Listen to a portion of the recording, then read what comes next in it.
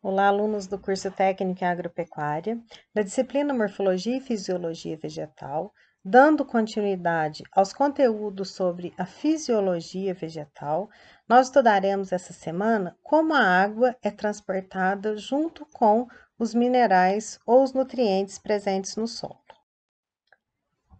Nas plantas terrestres, os minerais, nutrientes e a água são absorvidas do solo pelas raízes e transportados pelo xilema até as folhas, onde será realizada a fotossíntese. Podemos observar nessa figura, então, a água sendo absorvida junto com sais minerais, que são os nutrientes utilizados na agricultura e na natureza de uma maneira geral.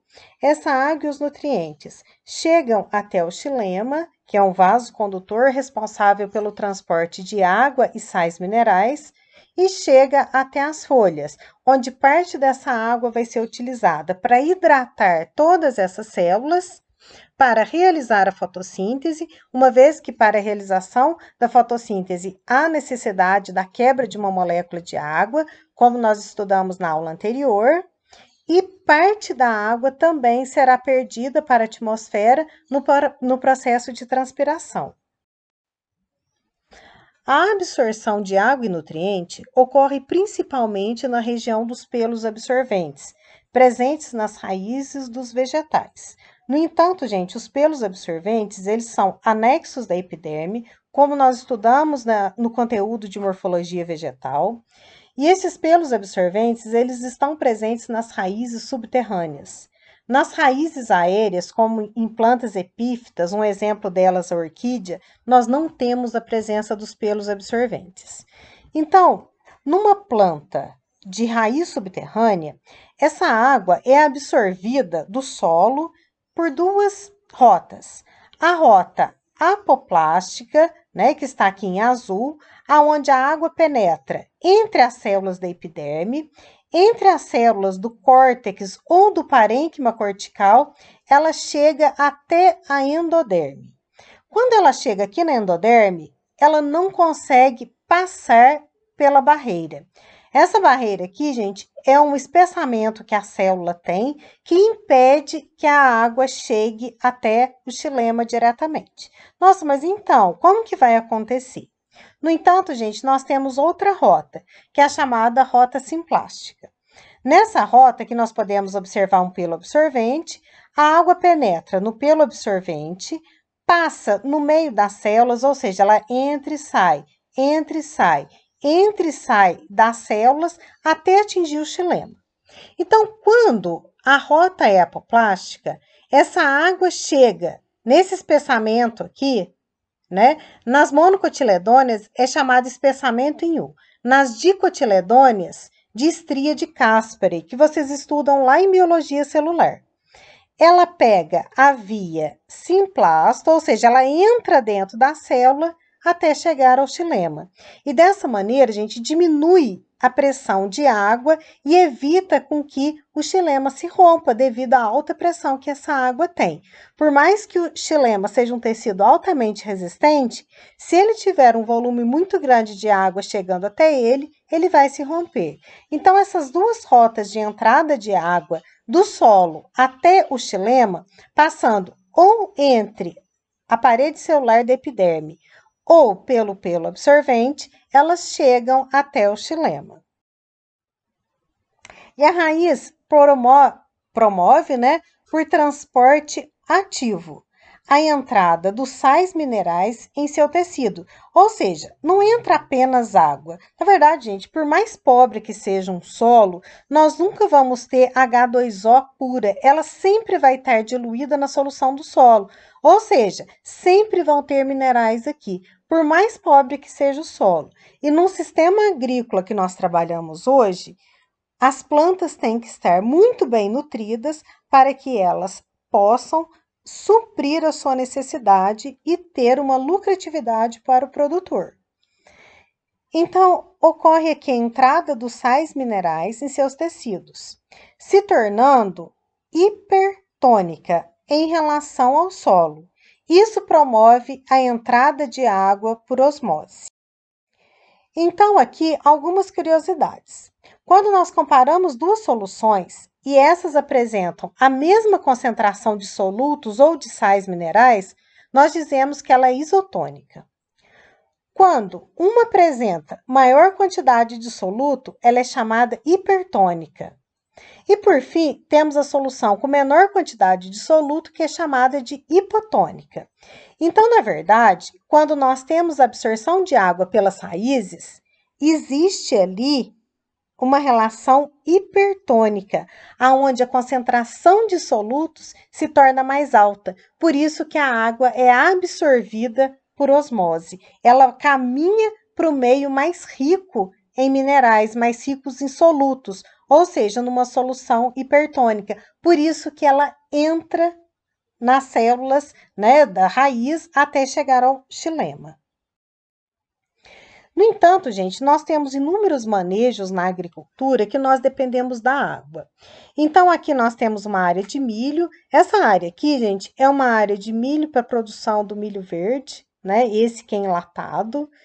E geralmente a produção de milho verde, ele é irrigado, né? Aqui nessa região de Casa Branca, de Mococa, ali, né, próximo aqui ao sul de Minas, apesar de ser estado de São Paulo, nós temos uma grande área de milho verde irrigado, né? Quer dizer, milho para a produção de milho verde irrigado. Aqui é o sistema de pivô central, aonde a irrigação é feita por aspersão.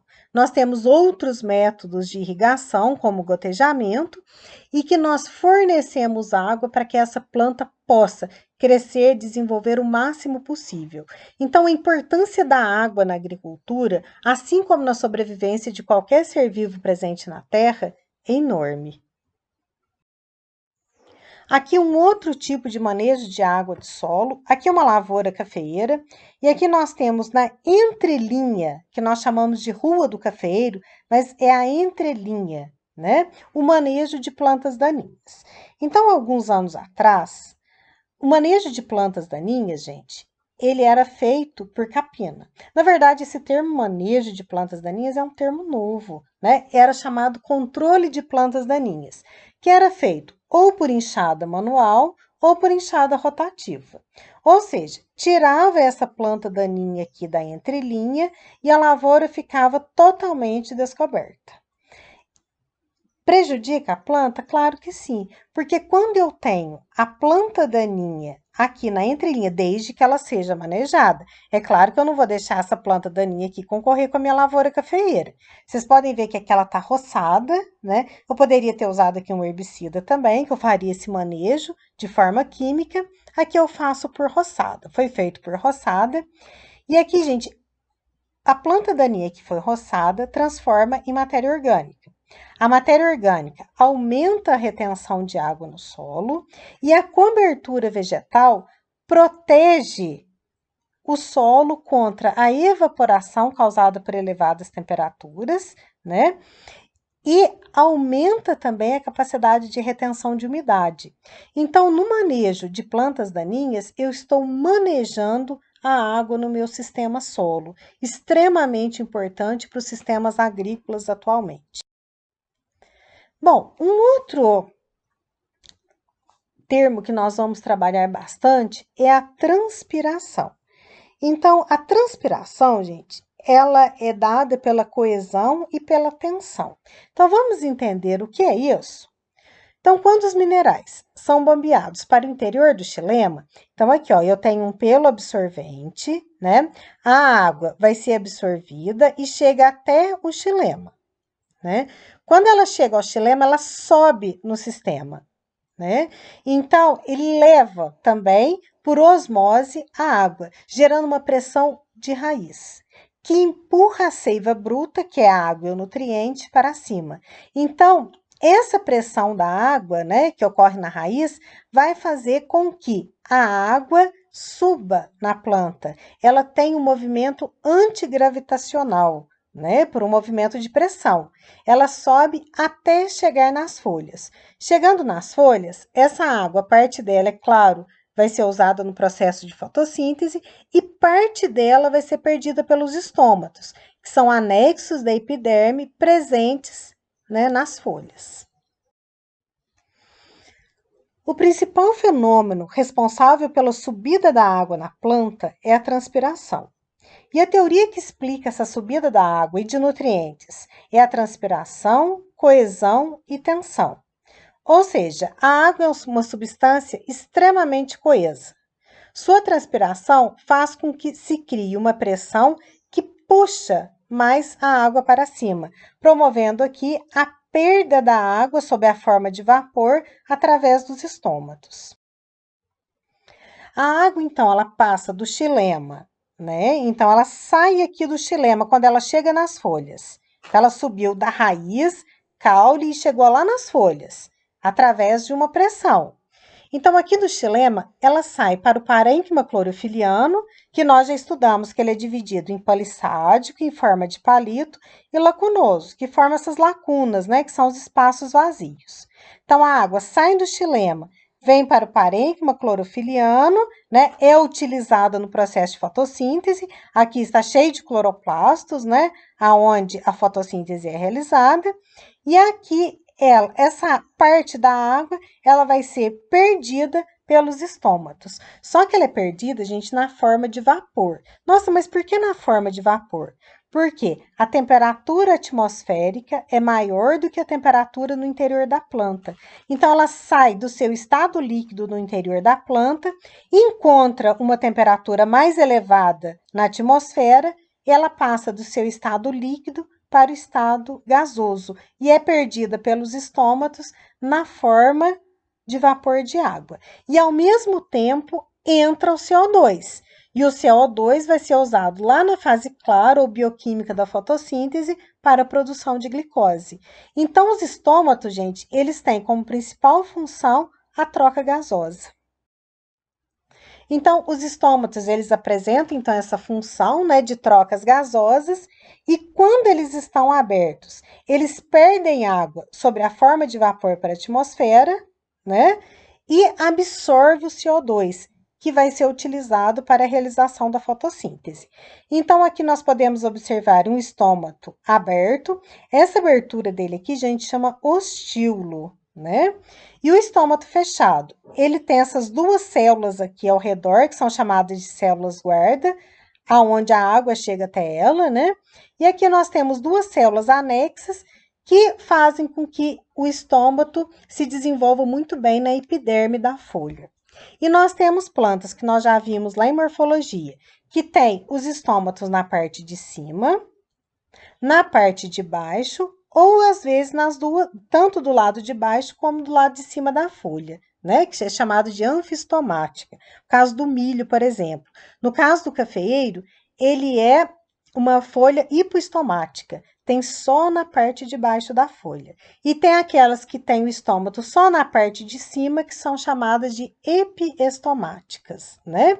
Então, são algumas curiosidades que nós temos em relação ao movimento da água no sistema solo, planta e atmosfera. Ou seja, ela é absorvida pelo anexo da epiderme, que é o pelo absorvente, sobe através do xilema até a folha.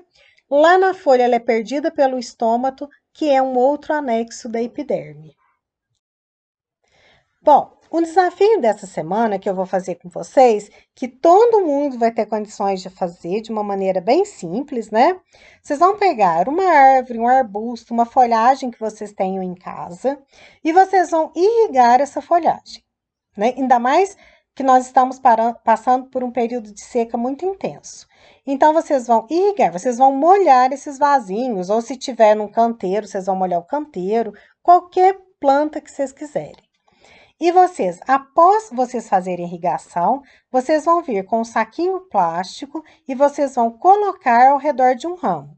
Vocês escolham um ramo que esteja com as folhas bem desenvolvidas e vocês vão fechar. Pode fechar aqui com uma linha, um barbante, e vocês vão esperar algumas horas. Num dia mais quente, vocês podem esperar de 3 a 4 horas. E depois vocês vão observar o que aconteceu nesse saquinho. E vocês vão observar inúmeras gotículas de água, comprovando dessa maneira a transpiração dos vegetais. Bom, gente, muito obrigada e até a próxima aula.